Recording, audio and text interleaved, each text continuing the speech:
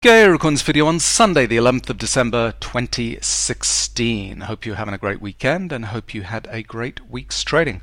Going to release some new free code on the site today, something I'm calling Better Rotation. There's a couple of different versions of this. There's also one for the asset classes and one for Forex. And it kind of is helpful for me for my global macro analysis. Let me just kind of disable this. So let's go back to global macro analysis, which I absolutely adore. You know, some people are stock pickers, some people love finding the next, Apple, Google, Netflix, whatever. Me, I just love global macro. I like seeing where the money is flowing around the world into the different asset classes, and then where it's flowing in terms of different kind of countries and so on. So the global macro stuff just really piques my interest, and I really enjoy it. So these days, with the advent of ETFs, I mean, you can do some really kind of wild and crazy stuff with kind of investments. So for example, two of the things I've got going on at the moment is investing in Russia and also investing in oil services at the moment. And so that's pretty wild and crazy that you can do that with some simple ETFs that are traded on US kind of stock exchanges, and that the man in the street can manage their portfolio to give them exposure to these kind of things kind of going on around the world. So for me, it's kind of complementary to the day trading kind of crazy stuff that we do where we're in a trade for 15 or 20 minutes, and it kind of contrasts with these kind of ETF trades where you're in the trade for 15 to 20 months instead. So anyway, this is the traditional picture that I've kind of used to look at the global macro stuff. Look at it in terms of the asset classes and also the Forex pairs. Simple view just has 6 charts here with the equities and bonds, crude oil and copper for the commodities, and gold and silver for precious metals. Then on the currency side of things, dollar index and Japanese yen, these are kind of carry trade currencies. The euro and the British pound for the European side of things, and then the Aussie dollar and Canadian dollar for commodity currencies. And all that's kind of well and good, kind of nice, sort of simple view of the world, but it's been kind of lacking for me just to see what is going on in terms of a bigger picture. And so this is what I've been doing lately instead. So first of all, let me just show you what is on this chart in terms of symbols. We have 8 different ETFs that I've picked to represent different asset classes. So we've got SPY, which is obviously the S&P 500 for global equities, and that's kind of equities in the developed markets. You'll find all of the US equities and even the European equities kind of move very kind of tightly together, and the SPY is representative of all of those. On the other side, though, you've got emerging markets. Some of those like China, South Korea, Taiwan, and so on. We've got EEM, which is a very big ETF that kind of tracks all of those emerging markets. So between the two of those, the SPY and EEM, you've got kind of equities covered off in terms of developed markets and developing or emerging markets. Then on the bond side of things, use 3 different things. So TLT, first of all, which is a long-term US Treasury market. So that's the government bond side of things, to look at that. LQD, which is the liquid corporate bond investment grade side of things, and then HYG, which is high yield corporate bonds, which is typically called the junk bond kind of market. So between the 3, you've got government side, you've got investment grade corporate side, and then high yielding kind of more risky corporate side. Not added in munis there just because they track fairly reasonably with TLT, so you can kind of swap some of those things around. The thing to do is to look at different ETFs side by side, and if there's a measurable difference, a real difference between the way they track, then swap these different ETFs kind of in and out. What I've chosen is ones that have big differences in terms of performance over time to be able to see where the money is kind of flowing.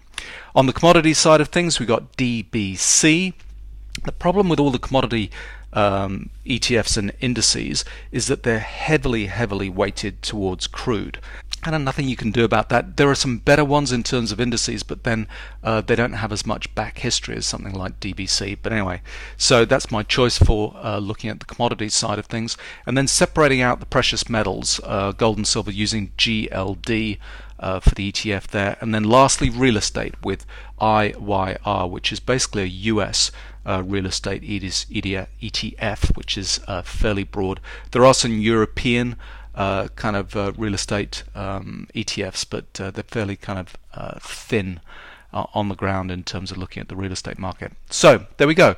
Using those 8 different ETFs, they give me a good overview of the asset classes where the money is flowing. They've also got some decent amount of back history, so we're going back to 2009 here, where they start kind of calculating. And what I've done here is add on this little indicator I call beta rotation on asset classes. Let me just open that up in the editor so that you can see what it kind of looks like. So I've loaded on weekly data for each of those ETFs. The indicator is calculating based on a look back period of 52 weeks, so it's looking at the annual change in performance, kind of updated week by week. And you can see it's kind of hard coding in here each of these data streams, the 8 different data streams for the ETFs. I've got them kind of in there, calculating some performance over the last look back period, which I'm using 52 weeks. And then there's a kind of some normalized kind of version of that chart. But if you don't know how to add labels onto charts, so I've got each of these here with little labels on the side, this code snippet out of easy language will help you kind of do that. It's a little bit kind of fussy in terms of plotting that text on a chart, but it kind of does the job. So, and that's using these new classes of drawing objects that we have available to us within TradeStation Easy Language. So there we go. It calculates the percentage change of that ETF representing the performance of that asset class over the last year, and then overlays each of those in colored lines with a little label on the side. Interesting point, I don't know if you remember at the beginning of this year we had a lot of commentary saying that the hedge funds were really struggling, and we had hedge funds that were losing money, that were shutting down. There was a lot of conversations about that, and you can actually see why that happened on this chart. If you look back since 2009, there's always been an asset class that has been above the zero line, that has been performing, going up year on year. However, at the beginning of 2016, what do you know? Of all those asset classes there, none of them was above the zero line. They were all going down, kind of based on annual performance. That is why the hedge funds have been really struggling up to the beginning of this year, is because there was basically nothing going their way. Whatever you're invested long in, at least, was kind of going down. So that's why we had so many stories coming out about the hedge fund industry really struggling, and some of them being shut down and so on. It was because that performance was really weak. But what you're trying to get on top of with kind of the global macro stuff is the outperformers, and figure out where you want to invest your money and how to move it around to take advantage of each of these rotations. And so there's a second version of this, which I kind of call the normalized version of this indicator, that looks at each of the performance of each of those ETFs, but on a 0 to 100 scale. So at the bottom of the scale here, a 0, it's the underperforming asset at that point in time. So 2013, 2014, you can see here, yellow is gold. Gold was underperforming all of the other asset classes, and therefore it was stuck along here at the zero line, zero border on this version of the indicator. During that period, 2013-2014, the outperforming was equities. You can see equities in the cyan line here, and there it is at the top of the range. So just by turning on and off this indicator, so 52 weeks is the look back period, set it to false and it'll give you this view of the world, which is the absolute kind of the actual performance of the class, that asset class over the last 52 weeks. It'll look like this. If you turn that input, which is the normalized input, to true, it'll give you this view of the world, which gives you a 0 to 100, kind of a low to high kind of performance, so you can see what is kind of doing well and what is doing poorly. So let me do this, just even up this chart a little bit so we can see what's kind of going on in a little bit more detail. The thing with global macro and the asset classes is what happens is things are hot. They're hot for a year or two, and then it changes. It moves from being a hot asset to kind of cooling and being a worse performing asset, and it gets replaced. And you can see that rotation in this chart here. So back in 2009, 2010, kind of over here, we had outperformance by emerging market equities. That's this gray line here. And then it got overtaken by the green line here, which is real estate during that time period. So those were the outperforming classes. And then we had a period where gold in yellow kind of comes ahead, and then it gets replaced by the commodities index. So that's blue here. So commodities were outperforming, then gold outperformed quite significantly, 2011 kind of going on here. And then we start to see the commodities index. Here's the blue line just tracking down. So having been an outperformer, it becomes a poor performer. It goes down in 2012 here, kind of hits the zero line, kind of is middle of the pack during 2013, 2014, and then over the last 2 years, since 2014, 2015, it has been at the zero line down here. So the commodities has been underperforming all these other asset classes. And in the meantime, what's kind of taken head, first of all, we had government bonds comes to the fore, then we have equities and real estate kind of comes up. Then equities had a really strong bullish run from equities during 2013, 2014. Then all of a sudden it starts changing again. We get government bonds outperforming, and government bonds and gold outperforming over here. So things go from being hot to not. So we get commodities underperforming, underperforming, overperforming, underperforming, and then they're starting to outperform here because we've had a change in guard over the last month or two. So you can see here during the mid period in 2016, we had obviously the government bond market just doing gangbusters and gold doing well, and then all of a sudden the last couple of months we've had a real fall off in some of those. So government bonds has gone from being an outperformer to the worst of the group. We've got gold starting to come off quite dramatically from being an outperformer to kind of middle of the road. And from at the bottom side of things, what's kind of gone on is we've had junk bonds, which have been poor performers that have come back up. We have emerging market equities, EM equities, kind of going on here where they've been kind of poor performing. You can see April, June, July here. They were zero line. They are now coming up to the fore. And commodities, which has been a real laggard over the last several years, 2 to 3 years, has all of a sudden kind of come up to the fore here. So you want to be on top of this, which is why in my particular investing I'm long Russia and I'm long OIH, which is oil services, and that's representing the emerging markets and the commodities crude kind of complex kind of going on there, and that's why I'm into those at the moment. So hopefully that little better rotation asset class version of the indicator there will help you track what is going on. My expectation is when you look at this kind of historically, these kind of leading and lagging kind of asset classes, they keep going for a year, maybe 2 years kind of going on. So just because we're into positions in these particular asset classes at the moment doesn't mean I'm just looking for a little pop, and I'm looking to ride this thing for a good long time, maybe 12 months, maybe 15 months, something like that. We'll see. Things are changing, but that's my expectation, is that those are kind of longer term kind of holds. So there's also a version of this code which looks at what is going on with the Forex side of things. With Forex, it doesn't particularly make sense to normalize the chart in my view, so I've not added a normalized version of this indicator for that. Let me just open this up. There we go. This is the Forex version. You can see some of these we've got just straight data, Euro, Aussie, Pound, Kiwi. Some of these the data comes in with an inverse, and we need to invert the data. So Canadian dollar, Japanese yen, Swiss franc, and so on.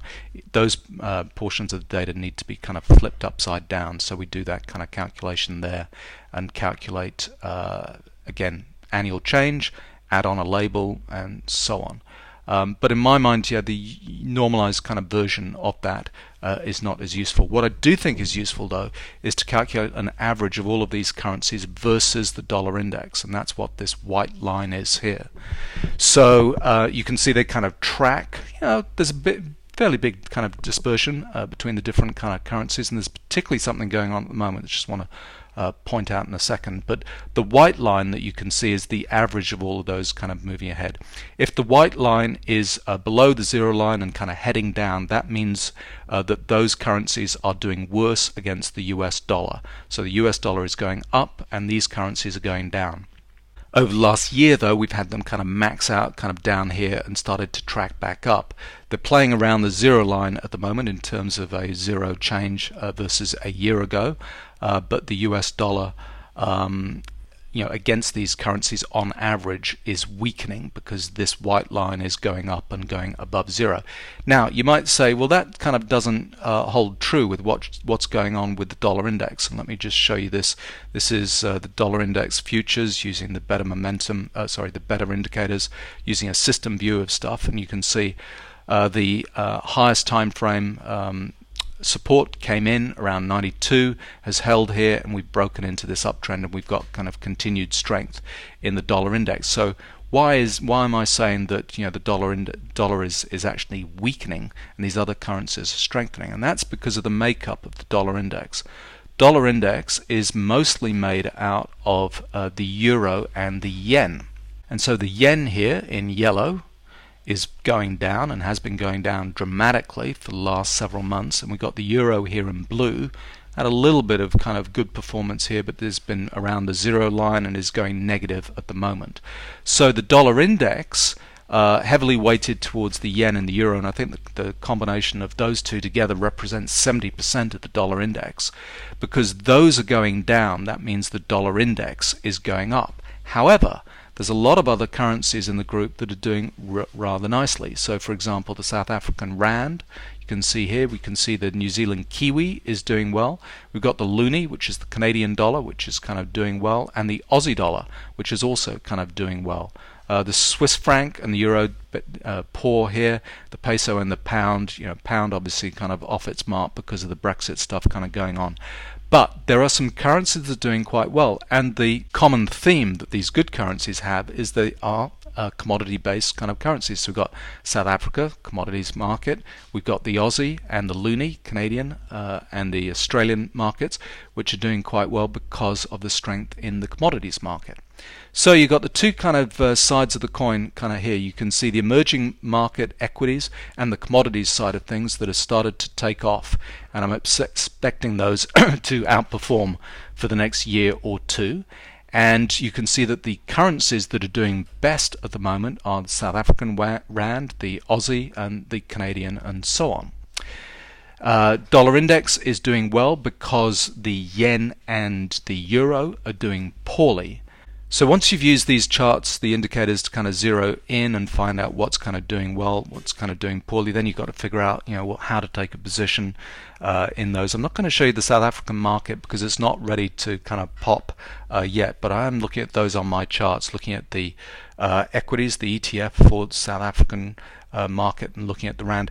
Martin Armstrong makes an interesting point where he talks about an asset class or a market is not really in a true bull trend until you have both the asset class and the currency kind of going up. So at the moment, quite happy with what's happening with RSX, which is the Russian ETF I'm holding, because the ruble is strengthening and the Russian market is strengthening. So you've got both the market and the currency kind of going up. The rand is not quite ready to pop yet. The rand has strengthened a little bit, but it's got to kind of break into a proper uptrend on my indicators. But what I will show you is the Canadian dollar and the Canadian market, because those are actually both starting to kind of track up. This is Canadian dollar on the better indicators. Actually, let me switch this off. You can see we put in a big pullback to end of trend on the highest time frame. We had all of our exhaustion sell bullish divergence come in here, and then flush patterns. We're flushing out all of these sellers at this point here, and you can see, look at all those blue professional bars that came in just under 70 cents versus the US dollar, picking up that lows. We've had some weakness here. We're testing into those lows, and now we've had a bit of a U-turn here. Big blue professional down bar, and then one a little bit later on going up. So they freaked everybody out, coming down here into 74, and then they bought it all back up there.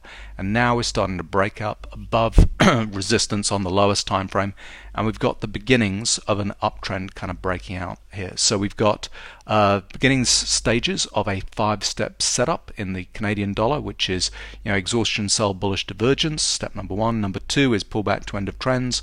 Here it's on the highest time frames, kind of starting to hold. We've had the first sign of strength here with a break into an uptrend. We'll need to come back to a low risk entry point, kind of test it down kind of one more time before kind of breaking up into a real uptrend. So we've got the Canadian dollar is starting to strengthen on that, and then we can also look at the Canadian market in terms of the equities indices here. And there I'm using EWC, which is an ETF that tracks the Canadian market. And you can see here that kind of, again, very similar to the currency. We had a spike down here at the beginning of 2016, and we've had strength ever since. We've been running out a pullback to end of trend move on the highest time frame. Didn't end up, it just kept on being strong here. Not unlike RSX. If you kind of pull up your RSX chart, same thing happened with RSX. During this period where we're supposed to be having testing down from pullback to end of trend, it's just been hanging around that level waiting to run out the clock, so that the cyclical timing that needed to happen for that to be kind of run out has now run out of time, and we're now starting to break up into an uptrend here above resistance and out of that channel which we've been in for half a year or so. So there we go. I'll attach that code to this video, and you'll be able to use it to track asset classes and Forex to see what is kind of going on in the global macro kind of side of things. Sorry, it's only easy language TradeStation versions. If someone's willing to do the translation to Ninja Script and Ninja Trader, I will absolutely include that in a later kind of update to this. But hopefully that is useful to you if you're interested in taking some longer term positions using these great little ETFs based on global macro.